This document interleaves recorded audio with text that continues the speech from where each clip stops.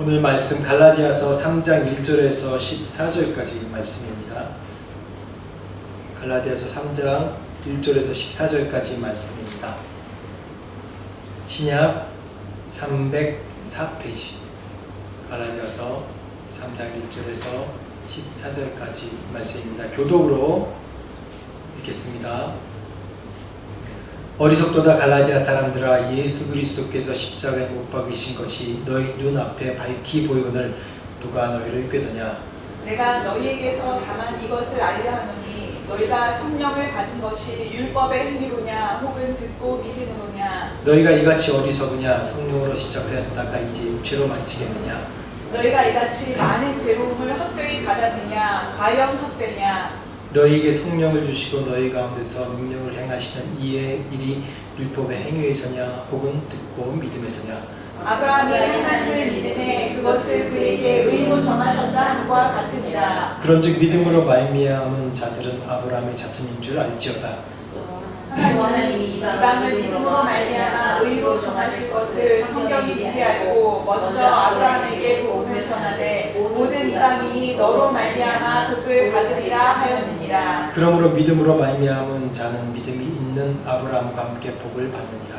무릇 율법 행위에 속한 자들은 저주 아래에 있나니 기록된 바 누구든지 율법 책에 기록된 대로 모든 일을 행하지 아니하는 자는 저주 아래에 있는 자라 하였습니다. 또 하나님 앞에서 아무도 율법으로 말미암아 의롭게 되지 못할 것이 분명하니 이는 의인은 믿음으로 살리라 하였습니다. 율법은 믿음으로 난 것이 아니니 율법을 행하는 자는 그 가운데서 살리라 하였느니라. 그리스도께서 우리를 위하여 저주를 받은 바 되사 율법의 저주에서 우리를 속량하셨으니 기록된 바 나무에 달린 자마다 저주 아래 있는 자라 하였습니다. 이는 그리스도 예수 안에서 아브라함의 복이 이방인에게 미치게 하고 또 우리로 하여금 믿음으로 말미암아 성령의 약속을 받게 하려 함이라. 아멘. 오늘 말씀 제목은 약속의 통로입니다. 약속의 통로. 나방이 있습니다. 나방은 정말 오랜 수천 년 동안 나방이 움직이고 이동하는 방법 중에 하나가 뭐냐면 달빛을 보고 이동합니다. 여러분 나방 아시죠? 나방은 밤에만 활동하는 곤충입니다. 나방에게는 달빛, 이 어둡지만 뭔가 이제 은은하게 내려오는 달빛, 이 달빛이 나방에게는 예측 가능한 그런 하나의 그 길의 기준이었습니다. 근데 나방이 언제부턴가 이런 예측 가능한 게 다 흔들리기 시작했어요. 뭐냐 하면 바로 인간이 만든 인공 조명입니다. 시골에 가보면 이제 그 등불 밑에 나방 같은 게 많이 붙어 있는 게 보이시죠? 원래 나방은 이 달빛을 보고 그것을 따라서 이렇게 빙글빙글 돌면서 그게 기준이기 때문에 수천 년 동안 이렇게 이동해 왔다고 합니다. 그런데 인공 조명, 이게 전등 사람이 만든 빛이 생기면서 자신이 알던 각도로 이렇게 이동해야 되는데 그렇지 않고 이 전등빛을 보고 이렇게 다가오다가 그 전등빛에서 계속 빙빙빙 돌다가 어떻게 돼요? 그렇게 나선형으로 추락하거나 아니면 전등불에 닿아서 타 죽습니다.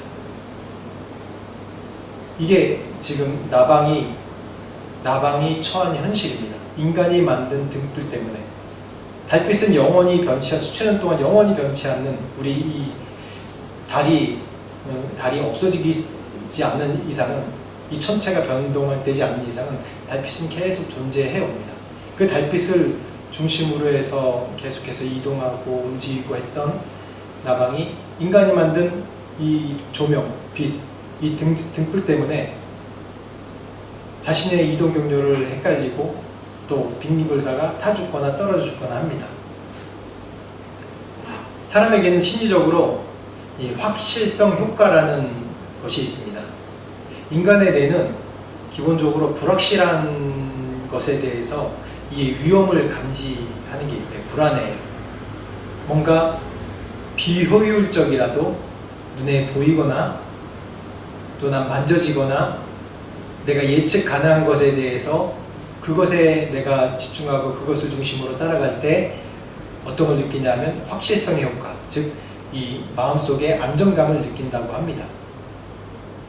그래서 제가 항상 얘기하는 게 우리의 인간은 시간과 공간의 한계가 있고 우리가 보고 만지고 경험되어지는 것을 따르는 것이 우리의 인간의 또 한계고 본성이라고 말씀을 드렸습니다. 이게 심리학적으로 확실성 효과라고 합니다. 그래서 우리가 비효율적이라도 눈에 보이는 것을 계속 따라가는 게 우리의 인간의 기본 심리적인 상태입니다. 근데 믿음은 그렇지 않죠. 믿음은 항상 보면 어려운 것이 뭐냐면 예측까지 가능하지 않은 것에 대해서 내가 예측 가능하다고 생각하고 믿고 따르는 것이 우리의 믿음입니다. 오늘 말씀을 보면 사람들은 뭔가 예측 가능한 것을 만들기 위해서 우리의 신앙생활, 믿음의 생활에조차도 예측 가능한 것을 계속해서 적용해 나갑니다. 그 중에 하나가 내가 열심히 신앙생활하는 것 중요하죠. 예배 계속해서 빠지지 않고 나오고 또 기도 생활하고 말씀 보고 헌금 생활하고 중요하죠. 그게 중요합니다. 왜 중요하냐면 우리가 하나님께 나간 우리가 죄인된 인간의 본성이기 때문에 내 죄인된 인간의 본성을 누르고 또 내가 눈에 보이는 가장 중요하다는 것을 내려놓고 하나님께 나가는 그런 방법을 내가 몸으로 계속해서 연습하는 거예요. 그렇기 때문에 오늘 말씀 마태복음 5장 말씀에도 우리의 의가 바리새인에게 미치지 못하면 안 된다고 얘기하잖아요. 바리새인이 나쁜 게 아니에요. 바리새인의 그런 믿음의 태도, 그 신앙적인 태도, 금식하고 예배하고 또 절제하는 생활이 나쁘다는 게 아니에요. 나쁘다는 게 아니라 그게 전부라고 생각하는 게 그게 문제라는 거예요. 그게. 오늘 말씀의 내용도 그렇습니다. 우리가 약속의 통로가 돼야 되고 하나님의 언약의 통로가 돼야 되는데 언약의 통로가 아니라 언약을 막는 벽이 돼버리니까 그게 바로 축복의 통로가 되지 못하는 겁니다. 우리는 축복을 받은 사람들입니다. 왜냐하면 지금 이 자리에 나와 있다는 그 자체만으로도 축복받은 자예요. 왜? 이 세상에서 가장 가치 있는 것이 무엇인지 알기 때문에. 이 세상 사람들은 지금 이 주일, 일요일 아침에 이 시간에 자고 쉬고 내가 원하는 것을 해야 되는데 그렇지 아니하고 이 시간조차도 내가 하나님 것이라고 생각해서 하나님 앞에서 안식을 누리고 하나님 안에서 쉼을 누리고 또 이 공동체 안에서 일주일 내내 사람에게 시달렸는데 이 공동체 안에서 사람과 우리 공동체 안에서 교제하면서 이 가운데 쉼을 누릴 수 있다는 믿음이 있기 때문에 이곳에 나온 여러분들입니다. 그렇기 때문에 여러분 바로 축복의 통로입니다. 그럼에도 불구하고 우리가 스스로 축복의 통로인데 축복의 통로가 아니라 축복의 가로막는 벽의 삶을 사는 그런 삶들이 있습니다. 그렇기 때문에 바리새인의 의에 대해서 그 의에 미쳐야 되지만은 그들의 마음과 태도에 닮으면 안 돼요. 마태복음 5장 오늘 매주마다 우리가 성경을 한 장씩 읽는데 참 중요합니다. 왜냐 우리가 매일마다 성경을 읽지 않는 삶이 되기도 하고 성경을 계속 읽으면 정말 그 안에 진리들이 있어요. 오늘 마태복음 5장 말씀이 무슨 말씀이에요? 산산수훈 팔복에 대해서 말씀하잖아요. 그 복들이 무엇입니까? 어떻게 그 복이 있다는 겁니까? 그 복이 뭐냐면 우리가 축복의 통로란 얘기예요. 그 복, 팔복이 다 보면 내가 돈을 많이 얻겠다, 내가 높은 지위 얻겠다, 권력 얻겠다가 아니라 내가 하나님 앞에 내 삶을 드리고 헌신하고 내가 고난 가운데 있다 할지라도 주님이 나의 복이라는 그런 고백의 내용이에요. 나중에 제가 지난번에도 한번 이 팔복과 또 팔복과 십계명의 복에 대해서 같이 잠깐 비교해 드린 내용인데 나중에 뭐 그렇게 비교해 드릴 그런 시간이 아마 있을 겁니다. 이 팔복이 바로 예수님께서 이 율법을 완성하신 가장 실제적으로 율법을 적용하신 그런 내용이에요. 이 마태복음 5장 말씀. 우연하게 이 말씀이 오늘 말씀이랑 이렇게 같이 겹치는데 그게 뭐냐면 우리가 축복의 통로라는 거예요. 율법을 주시고 말씀을 주시고 십계명을 주시고 하신 그런 이유가 너희가 이 교회 나와서 주일마다 예배드리고 말씀을 읽고 말씀대로 다 살지 못하지만 그 말씀이 내 지식 가운데 있고 또 말씀대로 다 살지 못하면 집에 말씀으로 이제 도배되어 있고 그러한 예의가 뭐냐면 네가 축복의 통로 역할을 해야 된다. 이제 너 안에 있는 이 벽을 허물어버리고 이 벽을 뚫어버리고 네가 통로 역할을 해야 된다. 너의 가진 복을 이 세상에 흘려보낸다는 그런 내용입니다. 근데 이 오늘 말씀 갈라디아서 지지난주에 제가 2장 말씀을 드리면서 갈라디아서 배경이 뭐죠? 이 사도 바울을 모해하는 사건이에요. 갈라디아가 굉장히 중요한 도시입니다. 이제 번화한 도시고 중요한 도시 중에 하나입니다. 근데 그곳에 한 2년 동안 바울이 열심히 말씀을 전하고 복음을 전했어요. 하나님의 진리에 대해서, 예수 그리스도에 대해서, 진리에 대해서 말씀을 전하고 그리스도인으로 어떻게 사는지에 대해서 구체적인 그런 방침과 방안과 또 사람도 파송해서 계속해서 가르쳤습니다. 근데 그 안에 뭐가 있냐면 그 안에 거짓 선생들이 들어온 거예요. 그 거짓 선생이 뭐냐 하면 유대인 그리스도인인데 유대인들이 들어와서 너희가 할례를 받지 않으면 네가 율법대로 살지 않으면 네가 참 그리스도인이 아니다 라고 계속 거짓 증거하는 거예요. 그래서 지난주에 뭐라고 제가 말씀드렸습니다. 예수 한 분만으로 충분합니다 라고 말씀 나왔지 않습니까? 예수 하나만으로 충분합니다. 예수님 한 분만으로 충분하다고 우리 입술 가운데 고백이 나와야 되는 거예요. 여러분 예수님으로 충분하십니까? 라고 얘기할 때 충분하다고 내가 다 깨닫지 못해도 고백해야 되고 그렇게 결단하면서 내 입술에 고백해야 되는 것이에요. 많은 종교들이 그래요. 하나님께 나아가는 방법이 열심히 기도하면 된다. 열심히 말씀 읽으면 된다. 중요합니다. 기도해요. 말씀 읽어야 돼요. 아니면 세상에서 열심히 선한 일을 하면 된다. 선한 일도 중요해. 다 중요하지 않다는 건 아니에요. 근데 우리의 행위로 구원받지 못한다는 겁니다. 내가 축복의 통로의 역할을 한다는 게 내가 선한 일을 하고 내 행위로 내가 축복의 통로의 역할을 하는 것도 중요하지만 그 이전에 내 안에 예수로 충만하고 예수 그리스도의 삶이 내 삶 가운데 흘러나올 때 내가 인위적으로 하는 내 축복의 통로 역할이 아니라 정말 하나님의 축복의 통로 역할을 할 수 있는 겁니다. 근데 오늘 이 갈라디아 교회에 이런 축복을 막는 사람들이 있었어요. 거짓 선지자입니다. 이 거짓 1절부터 한번 5절까지 말씀 한번 읽어볼까요? 오늘 갈라디아서 3장 1절에서 5절 말씀까지 한번 봅시다. 시작. 어리석도다 갈라디아 사람들아 예수 그리스도께서 십자가에 못 박히신 것이 너희 눈앞에 밝히 보이거늘 누가 너희를 꾀더냐. 내가 너희에게서 다만 이것을 알려하니 너희가 성령을 받은 것이 율법의 행위로냐 혹은 듣고 믿음으로냐. 너희가 이같이 어리석으냐. 성령으로 시작하였다가 이제는 육체로 마치느냐. 너희가 이같이 많은 교육을 헛되이 받았느냐. 과연 헛되냐. 너희에게 성령을 주시고 너희 가운데서 능력을 행하시는 이의 율법의 행위에서냐 혹은 듣고 믿음에서냐. 먼저 뭐가 우리 가운데 넘쳐야 되냐면 성령으로 받은 그런 믿음, 그 은혜가 넘쳐야 된다는 거예요. 갈라디아 교회에 이미 성령께서 이곳에 오셔서 그 가운데 은혜를 넘치게 하셨어요.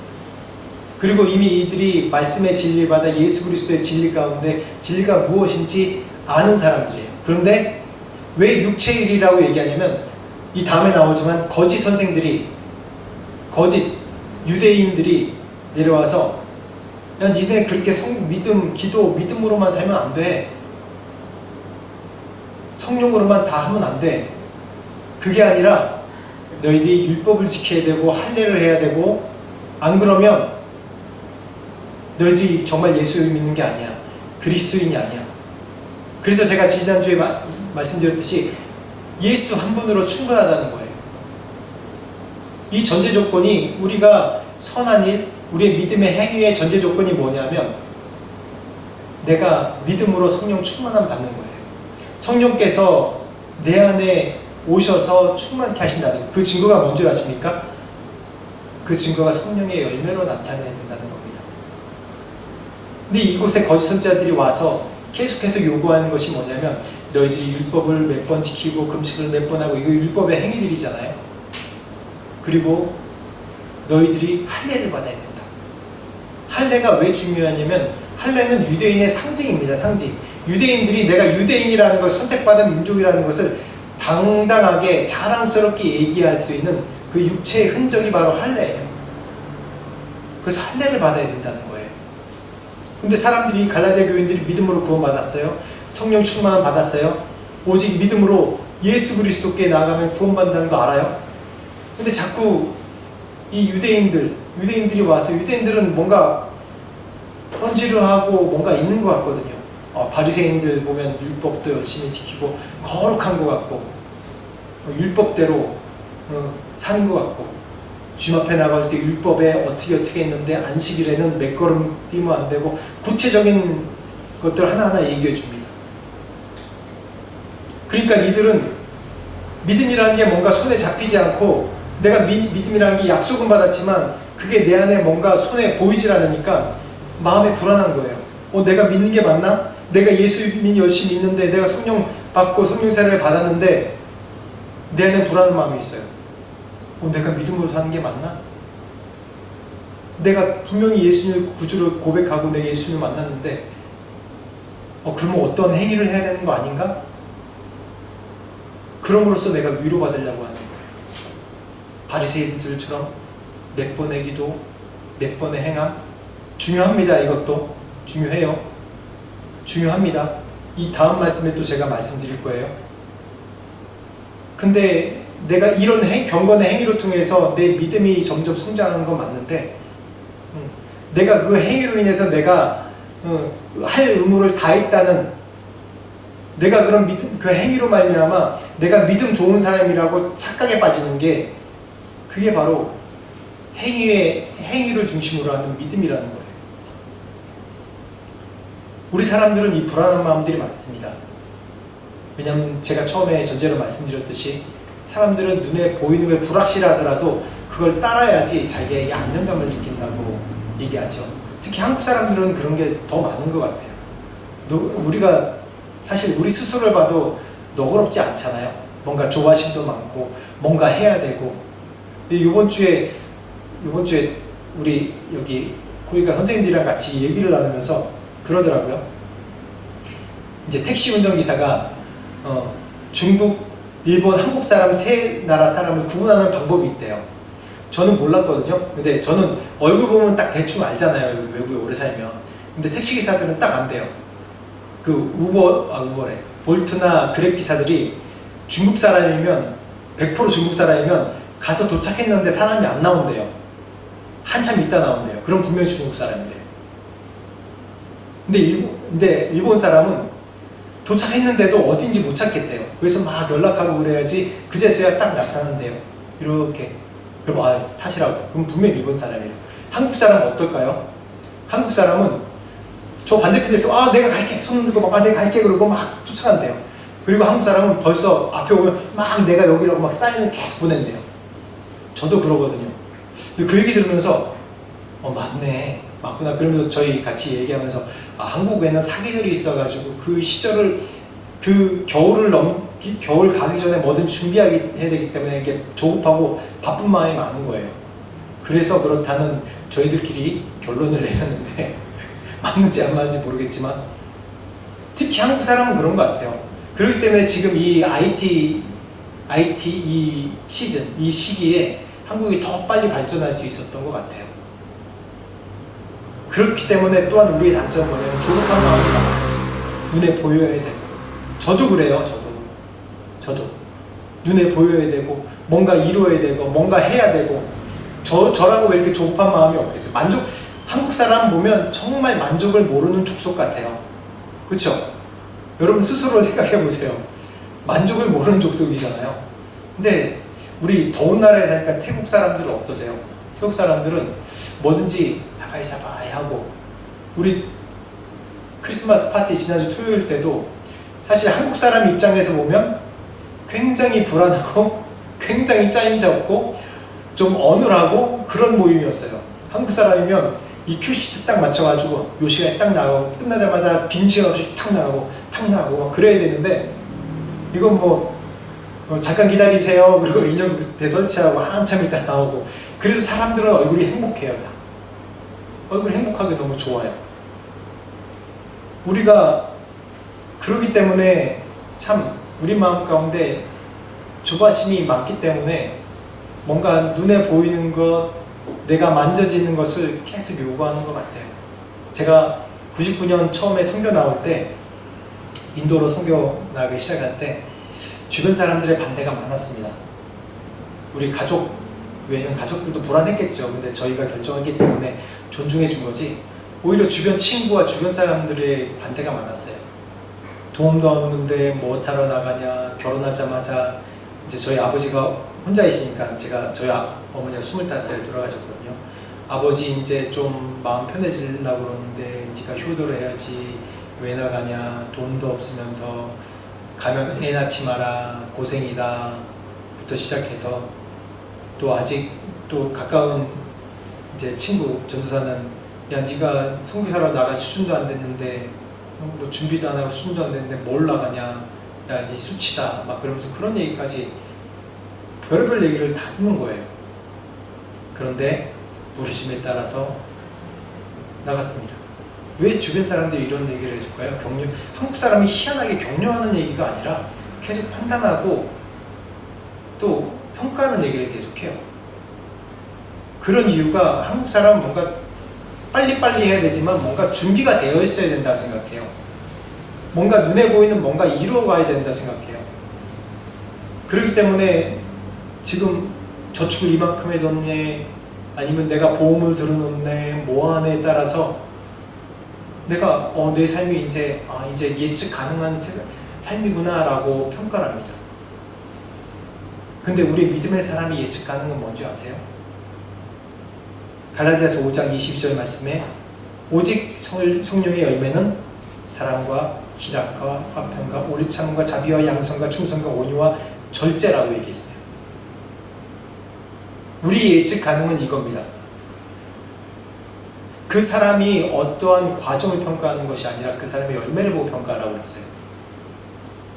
열매를 보고. 좋은 것을 심는데 악한 열매가 나지 않고 악한 것을 심는데 좋은 열매가 나지 않아요. 이게 이 세상의 원리이기도 하고 하나님 나라의 이 세상을 운영하는 원리이기도 합니다. 좋은 열매 나는 것 같죠? 악한 걸 심었는데 좋은 열매 나는 것 같죠? 근데 썩어버리는 게 그게 하나님께서 이 세상의 원리입니다. 근데 우리가 믿음으로 우리가 산다고 할지라도 우리가 정말 예수를 사랑하고 우리가 축복의 통로로서 살면 내가 손해보는 것 같고 내가 다 잃어버리는 것 같아도 무슨 열매가 맺힙니까? 바로 사랑, 희락, 화평, 오래 참, 자비, 양선, 충성, 온유, 절제. 이러한 열매가 내 주변에 맺히는 거예요. 돈은 많이 벌고 내 위치는 높이 올라가고 세상에서 내 한마디만 다 움직일 사람들이 많은데 성령의 열매는 없어요. 성령의 열매는 안 보여요. 그럼 우리가 평가를 할 수 있는 거예요. 성령의 열매를 맺으십시오. 성령의 열매를 맺으십시오.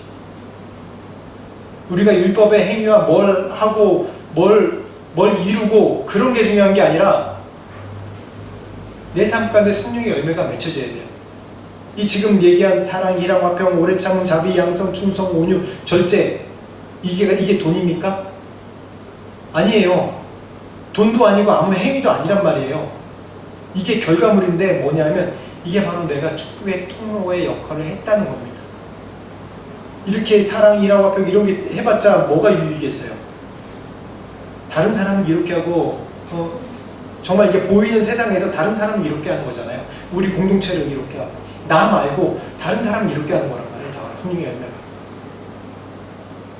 하나님께서 예수 그리스도께서 우리에게 주신 것이 바로 이런 거예요. 아브라함에게 약속하신 믿음의 조상이라고 약속하신 것, 아브라함이 당대 그 일을 결과를 봤습니까? 못 봤어요.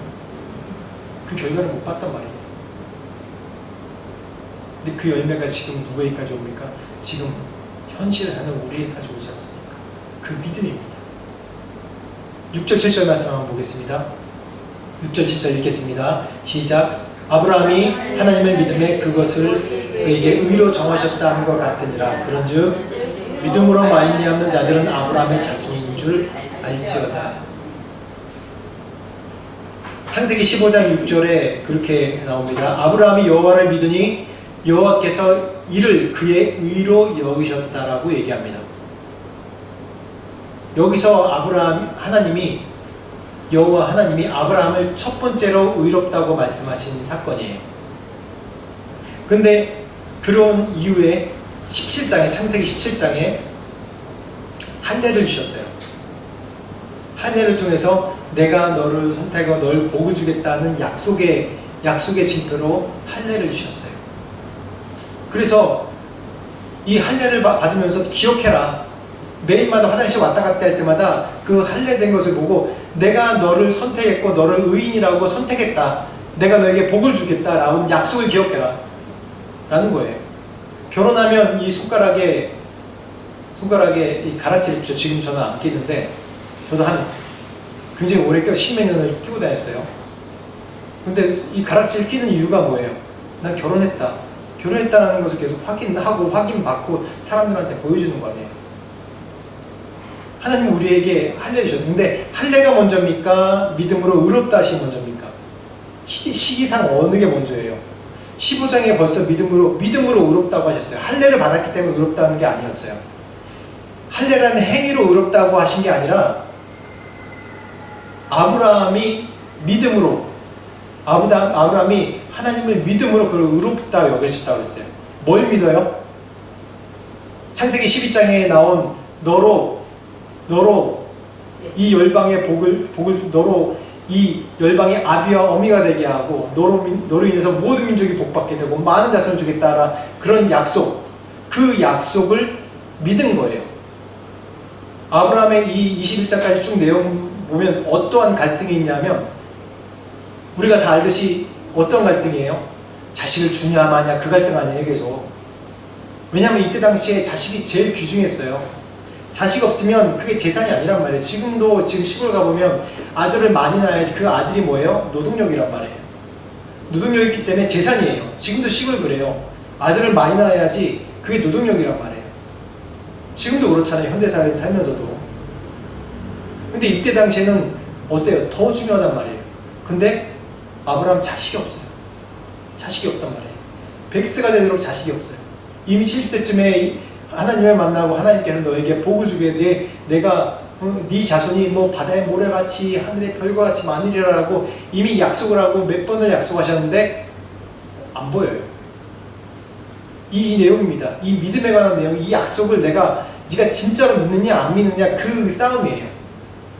근데 아브라함이 15장 말씀에 정말 믿었다고 그랬어요. 어떻게 증거를 어떻게 알아요? 하나님 말씀하셨으니까. 하나님 뭐예요? 하나님 중심 보시는 분이에요. 근데 참 이렇게 믿기 쉽지 않잖아요, 여러분. 믿기 쉬워요, 여러분? 그래서 히브리서 말씀에 분명히 그렇게 얘기해요. 이들이 자신의 본향이 어디에? 자신의 본향으로 돌아갈 수 있는데 돌아가지 않고 영원한 본향, 하늘나라를 바라기 때문에 계속 따라가. 그게 믿음이라고 했어요. 자신이 돌아갈 고향이 어디에요? 갈대아우르예요. 그때 당시에 메소포타미아 가장 발전하고 가장 발달한 그 도시, 그곳에 갈 수 있는데 그곳에 돌아갈 수 있는데 돌아가지 않았다고 얘기했어요. 돌아가지 않고 그것보다 더 좋은 영원한 천국을 바라고 이 험한 가나안에서 살았다고 얘기했습니다. 이게 바로 믿음의 약속을 믿는 거예요. 우리에게 주신 약속이 무엇입니까? 우리에게 주신 약속이 무엇이에요? 그걸 다시 한번 확인해야 돼요. 하나님, 내가 부자로 잘 살게 해준다고 했잖아요. 근데 왜 나 지금 차 안 주세요? 하나님, 내가 권력을 갖고 살겠다고 했잖아요. 왜 나 시의원도 아직 안 됐어요? 어떠한 행위가 할례 같은 행위 때문에 내가 하나님을 믿는 것이 아니라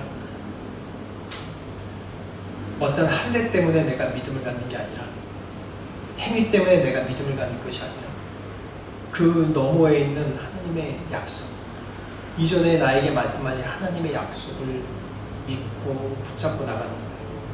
그게 바로 부르심을 따르는 겁니다. 거기서부터 내가 믿음의 약속의 통로가 시작되는 겁니다. 여러분, 만약에 내가 그 부르심의 믿음이 없잖아요. 그러면 나는 계속 어떤 행위를 하게 되냐면 종교적인 행위를 계속 하게 되는 거예요. 종교적인 행위. 내가 헌금을 내더라도 야, 내가 계산에 이런데 이 정도만 내야지. 내가 기도회를 해야 되는데 내가 이렇게 몇 시간을 하면 되겠지. 어떤 행위로 내 믿음을 측량하려고 해서 하는 거예요. 아브라함은 어떤 행위로 본 것이 아니라 장차 나에게 주실 천국을 바라보고 믿음으로 하나님의 약속을 정말 믿어서 의롭다 여기심을 받은 거예요. 그러한 믿음이 우리에게 있냐는 겁니다. 8절 9절 한번 같이 말씀 봅시다. 그래서 이러한 믿음이 어떠한 축복의 통로 역할을 했는지 8절 9절 시작. 또 하나님이 이방을 믿음으로 말미암아 이루어 정하신 것을 성경이 미리 알고 먼저 아브라함에게 복음을 전하되 모든 이방이 너로 말미암아 복을 받으리라 하였느니라. 그러므로 믿음으로 말미암은 자는 믿음이 있는 아브라함과 함께 복을 받았느니라. 아멘. 아브라함의 믿음으로 말미암아 모든 이방인들이 다 복을 받는 것입니다. 아브라함이 할례를 받음으로 말미암아 그 할례가 전파되어서 할례 받은 자가 믿음 있는 자다라고 그렇게 선언된다고 하지 않았어요. 아브라함을 의로 여기신 그 믿음으로 인해서 그 통로 역할을 하신다고 얘기합니다. 왜 이런 이야기가 나오냐면 베드로가 갈라디아서 2장 말씀에 보면 베드로가 같이 이방인과 밥을 먹다가 유대인들이 쓱 들어오니까 눈치 보면서 쓱 도망갔어요. 왜요? 유대인은 이방인과 밥을 같이 먹으면 안 돼요. 근데 이 초대교회거든요. 이미 이방인에게 복음을 전하는 것을 인정했어요. 성령께서 함께 하신다고 인정했어요. 이방교회도 인정했어요. 그러면 이방인과 밥을 먹는다는 건 뭐냐면 이 형식적인 유대인의 율법을 따르지 아니하고 정말 이방인으로 향한 하나님의 성령의 역사하심을 따른다는 증거거든요. 근데 이 예루살렘 교회 수장 중에 하나인 이 베드로가 같이 이방인 그리스도인들과 밥 먹다가 유대인들이 쑥 들어오니까 눈치 보다가 쓱 도망갔어요. 그래서 그 일 때문에 그런 거예요. 그 일 때문에. 너희가 믿음으로 구원을 받은 것이지 네가 할례 받았기 때문에 구원받은 것이 아니고 네가 교회 생활 얼마나 오래 했다고 구원받은 것이 아니고 지금 너의 믿음으로 구원받는 것이다 라고 얘기하신 거예요. 그러면서 이러한 믿음이 바로 뭐냐면 오늘 이 말씀처럼 아브라함의 믿음이 아브라함이 이미 이방인이었을 때 하나님께서 의롭게 여기신 것처럼 아직 유대인이 아니란 말이에요.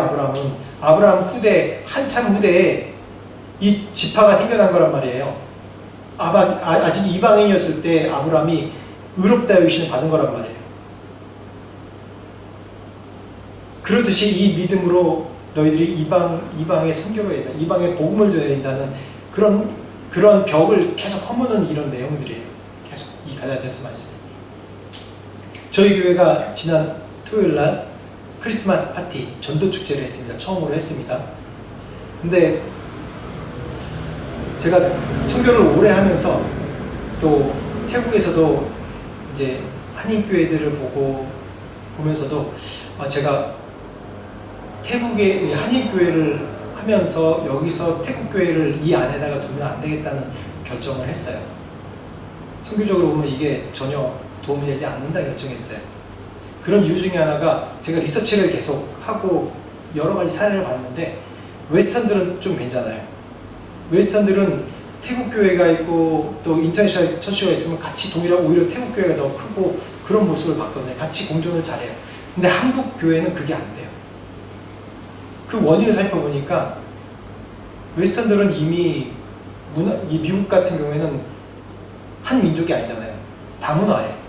모든 사람들이 섞여 사는 문화란 말이에요. 물론 그 안에 이제 백인들이 우월적인 가장 기득권을 갖고 있지만 그래도 여러 문화들이 다 섞여 있는 그런 문화이기 때문에 그 나라 사람이 이 외국 와서 교회를 하거나 그럴 때 이 태국이 메인이기 때문에 그걸 같이 섞여서 잘 하더라고요. 근데 한국 사람들은 어때요? 우린 단일 문화권이에요. 단일 종족이고 단일 언어. 그래서 이 태국 교회와 같이 섞여서 하기가 참 쉽지 않아요. 교회란 게 예수 그리스도의 머리 된 교회지만 이 안에 구성원들은 다 사람이에요. 아직 미성숙한. 여기 살고 있지만 선교적으로 다 이해도 안 되고 다 우리가 같이 여러 종족의 한 종족으로 같이 한 민족, 한 믿음으로 같이 하는 것에 대해서 여러 가지 어려움이 많아요. 그래서 그런 것보다 같이 동일하게 좀 떨어져서 우리가 서로 이 코퍼레이션하고 서로 돕고 하면서 그런 선교 모델로 만들어야겠다라는 그런 생각을 했습니다. 그래서 이 크리스마스 전도축제도 방콕 은혜교회와 같이 연합해서 이렇게 하니까 너무 모양도 좋고 또 또한 좋은 그런 모습을 이제 여기 현지 이 주변 분들에게 보여준 것 같아요. 계속 이 갈라디아서를 읽을 땐 이런 선교적인 시각으로 계속 봐야 돼요. 왜냐하면 이 갈라디아 이방교회가 이 든든히 서가려고 하니까 계속해서 이 뭔가 행위로 인해서 유대인의 전통적인 행위로 인해서 계속 방해하는 사건들이 나오거든요. 그래서 오늘 말씀 10절부터 14절까지 말씀 보면 같이 한번 읽어볼까요? 마지막으로 10절부터 14절 시작. 무릇 율법 행위에 속한 자들은 저주 아래 있나니 기록된 바 누구든지 율법 책에 기록된 대로 모든 일을 항상 행하지 아니하는 자는 저주 아래 있는 자라 하였습니다. 또 하나님 앞에서 아무 일로 율법으로 말미암아 의롭게 되지 못할 것이 분명하니 이는 의인은 믿음으로 살리라 하였습니다. 율법은 믿음에서 난 것이 아니니 율법을 행하는 자는 그 가운데 살리라 하였느니라. 그리스도께서 우리를 위하여 저주를 받은 바 되사 율법의 저주에서 우리를 속량하셨으니 기록된 바 나무에 달린 자마다 저주 아래 있는 자라 하였습니다. 이는 그리스도 예수 안에서 아브라함의 복이 이방인에게 미치게 하고 또 우리로 하여금 믿음으로 말미암아 성령의 약속을 받게 하려 합니다. 아브라함의 복이 마지막 절에 이방인에 미치게 하고 또 우리로 하여금 믿음으로 말미암아 성령의 약속을 받게 하려 함이라 라고 얘기합니다. 우리 님이 모든 사람은 이 세상의 그 율법의 저주 가운데서 우리가 죽어야 될 사람입니다. 율법이 중요한 게 뭐냐면 율법은 우리를 죄인임을 깨닫게 해줍니다. 율법대로 살지 못함을 확인시켜줘요. 그래서 하나님을 찾게 하고 그래서 하나님께 계속 나오게 하는 게 율법의 역할입니다. 그런데 예수 그리스도의 믿음은 우리를 구원하는 믿음입니다. 믿음, 바로 아브라함이 믿음으로 의롭게 여기셨듯이 믿음으로 말미암아 우리가 구원을 받는 것입니다. 하나님은 우리에게 약속을 주셨습니다. 비전을 주셨습니다. 그 약속과 비전이 바로 통로 역할을 하는 거예요. 약속과 비전이 아니라 내 자신의 안정감, 우리 공동체의 안정감, 우리의 공동체에 잘 되는 것이 내 가정이 잘 되는 것, 내가 잘 되는 것이 기준이 될 때 바로 벽이 되어버리는 거예요. 하나님은 우리를 통로로 사용하시기 원하십니다. 우리가 잘 되고 우리가 부흥하고 우리가 높은 위치에 가고 힘을 얻는 것은 뭐냐면 우리가 잘 되기 위해서가 아니라 내가 잘 되기 위해서가 아니라 바로 하나님의 백성, 하나님을 모르는 자들, 모든 사람에게 흘려보내는 통로 역할을 하라고 우리에게 복을 주시는 것입니다. 우리 교회 또 우리 지금 이 선교지 아직 1%도 예수 믿는 사람이 1%도 안 되는 이 나라에 사는 것이 어쩌면 굉장히 힘들고 어렵지만 이게 우리의 축복입니다. 우리는 최전방에 사니까요. 우리는 금방금방 적용할 수 있어요. 맞죠? 우리가 축복의 통로를 금방금방 적용할 수 있어요. 우리 삶 가운데 적용할 수 있어요. 여러분 만난 사람들이 다 태국 사람 아닙니까? 대부분 믿지 않는 사람들이에요. 내가 그곳에 있는 것 자체만으로도 변화가 일어납니다. 이게 선교지의 축복이에요. 이게 선교지의 축복이에요. 내 그곳에 직장에 가서 내가 일하는 일터에 가서 그곳에서 주님 이곳을 축복해 주십시오 라고 그 믿음의 고백 하나로부터 시작해서 그곳과 내 믿음의 씨앗이 심겨지는 것입니다. 그게 통로 역할이에요. 근데 계속 내 기준으로, 계속 내 현실을 바라보고 내 기준으로 내 삶을 바라보면서 불평, 불만, 원망하고 하는 것은 축복의 통로를 막는 벽으로 만들어버리는 거예요. 벽으로. 여러분, 우리는 약속의 사람들입니다. 넓게 비전으로 보면 나를 통해서 하나님께서 각자에게 주신 부르심과 비전이 있어요. 내가 너를 어떻게 사용하겠다, 내가 너를 어떻게 축복하겠다라는 비전이 다 있습니다. 각자 비전이 있어요. 저도 그런 비전이 있어요. 저도 그래서 이렇게 한인 디아스포라 교회를 하고, 이 교회를 통해서, 이 방콕 온누리 비전 교회를 통해서 이 태국 선교를 하겠다. 함께 우리 한국인의 코리안 파워로 해서, 코리안 문화의 파워로 해서 선교하겠다. 함께 복음 전파하겠다. 그런 비전이 있어요. 여러분 각자에게도 그런 주신 비전이 있을 겁니다. 그 비전 놓지 말고, 그 비전 정말 믿으면, 오늘 창세기 15장 말씀처럼 아브라함이 믿으니 의롭다고 하신 것처럼, 여러분 먼저 그 비전을 붙잡고 하나님께 주신 믿을 때 의롭다고 하시고 성령으로 이끄시고 성령 충만케 하시고 내 삶 가운데 계속해서 통로 역할을 할 수 있을 줄 믿습니다. 그게 바로 여러분 한 분 한 분은 약속된 통로입니다. 믿음의 통로입니다. 축복합니다. 같이 기도하겠습니다. 하나님 감사합니다. 오늘 말씀을 통해서 우리를 이끄신, 우리 인생을 이끄신 그런 은혜가 우리가 약속받은 축복의 통로이기 때문입니다. 올 한 해 많은 고난과 어려움이 있었지만 그럼에도 불구하고 지금까지 인도하신 것은 우리 한 사람 한 사람이 하나님께 약속받은 축복된 통로이기 때문에 이 땅에서 통로 역할을 하시고 축복의 통로 역할을 하라고 우리를 부르시고 이 땅에서 축복되게 사용하신 줄 믿습니다. 하나님, 다시 한번 우리의 삶을 올려드립니다. 우리가 삶 가운데 어떠한 모형을 살든지 간에 우리가 축복의 통로 역할을 하게 하시고 우리 한 사람 한 사람의 각자에게 주신 비전을 통해서 하나님의 축복을 이 땅에 이루어가시는 것을, 우리 삶 가운데 이루어가시는 것을 보게 하여 주옵소서. 다시 한번 우리 삶을 올려주고 또한 축복합니다. 주님께 올려드립니다. 이 한 사람 한 사람도 축복합니다. 예수 그리스도의 이름으로 기도합니다. 아멘. 찬송가 50장 보시겠습니다. 중국 찬송가 276장. 내게 있는 모든 것을 아낌없이 드리네.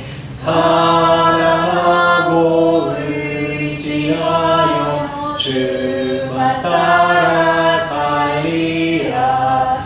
주께 드리네. 주께 드리네. 사랑하는 그 주 앞에 모두 드리네.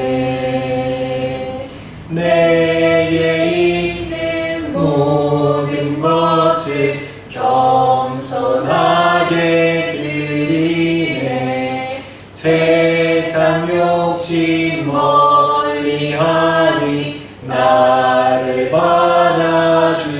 받아주소서. 주께 드리네. 주께 드리네. 사랑하는 그 주 앞에 모두 드리네. 내게 있는 모든 것을 주를 위해 드리네. 주의 성령 충만하게 내게 내려주소서. 주께 드리네. 주께 드리네.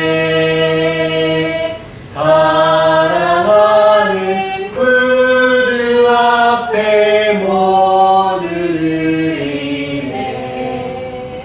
아멘. 하나님 아버지 감사합니다. 우리가 주님에 나올 때 우리가 귀한 예물 주님 앞에 드립니다. 하나님 예물 받으시고 축복하시고 이 땅에서 살면서 끊임없이 주님 앞에 받는 은혜, 끊임없이 이 세상을 흘려보는 은혜, 끊임없이 하나님께 드리는 은혜 더욱더욱 내려주시옵소서.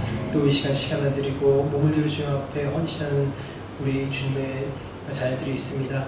늘 가운데 함께 하시고 축복하여 주시고 건강으로 함께 하시고 평안으로 함께 하시고 하늘의 복 내려 주시옵소서. 감사드리고 예수 그리스도 이름으로 기도합니다. 아멘.